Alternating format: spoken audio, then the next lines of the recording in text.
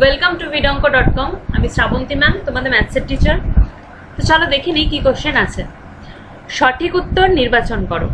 ABCD বৃত্তস্থ চতুর্ভুজের angle A = 100 degree হলে angle C এর মান, এখানে চারটে অপশন আছে, তার মধ্যে কোনটা হবে? তো বৃত্তস্থ চতুর্ভুজটা আগে আমরা একটু ড্র করে নিই। তো দেখো, এটা যদি একটা বৃত্ত হয় তাহলে এবার ABCD একটা বৃত্তস্থ চতুর্ভুজ হবে, ঠিক আছে?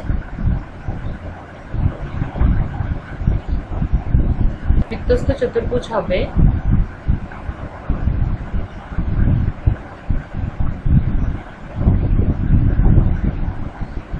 ঠিক আছে, এবার দেখো এটাকে কি নাম দেবো?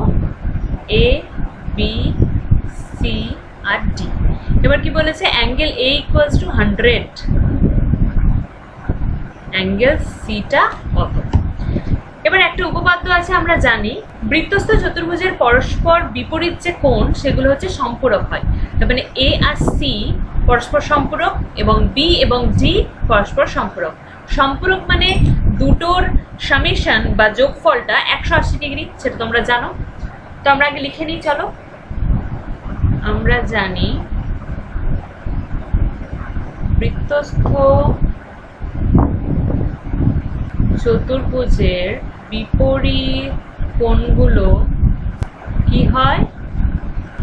সম্পূরক হয়। সম্পূরক হয়।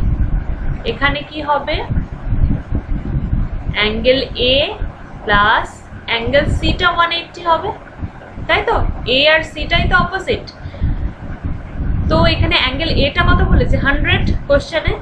তাহলে অ্যাঙ্গেল সিটা হয়ে যাবে 180 ডিগ্রি মাইনাস 100 ডিগ্রি, বা অ্যাঙ্গেল সি ইকুয়ালস টু কত হবে? Only 80 degree. ওকে, তো এটা কত নাম্বার অপশন আছে? অপশন সি, এটাই হয়ে যাবে আনসার। এটাতে আমাদের মেন কি কাজে লাগছে?